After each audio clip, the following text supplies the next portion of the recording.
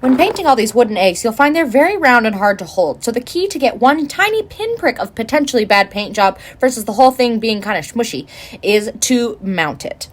I start this perfect little Easter basket inclusion by poking a nice hole with my awl and then putting in an eye screw. If ever you're doing a paint job that you want to be really even and smooth, maybe even reflective, you're going to want to mount it so that you can hold it with these pliers. It makes it really easy to paint all over, and you can even get right up next to the hole. You'll want to put the screw in a place that's easy to patch later or on the border between two things so it's less noticeable. And you keep it mounted even when you are doing the clear coat. It makes it great for dipping or spraying, and I always hang it up to dry. The eye screw makes it easy to take it off of the wrench and put it somewhere else to hang. Because I never had to touch it with my grubby fingers before it was dry, it's very smooth, and then I can take out the eye screw very easily, and all I've got is this little tiny hole. If the hole is big enough, you might have to patch it before you paint it and reseal it, but mine is small enough that I could just cover it up with paint. I usually use paint straight out of the bottle, but I custom mixed this green color and kept enough to be able to patch the hole.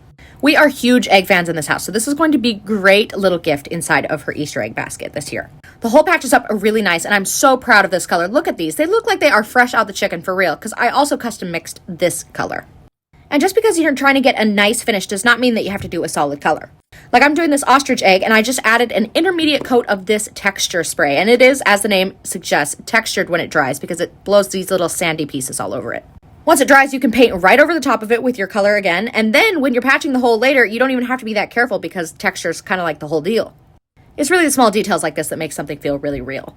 Anyway, the other giant egg that I did is a castaway egg. I've never heard of this bird before, and all the sources are from the UK, so maybe it's like a British bird? I'm not sure. Correct me in the comments, I guess. But I did dots all over it, and I do mean like all freaking over it in lots of different ways. And on this one, the hole blended in so well that I didn't even patch it. I didn't bother. I had a couple of little eggs that came in this set, and so I did a rock bunting egg by doing these little patterns and then doing a nice glaze of white over the top before doing some more so that it gets this like snail slime trail looking thing. Is that how they're made? I'm not sure. And I also did a titmouse egg, except for I dropped this one 3 times on the carpet after a clear coat, so it's not my favorite.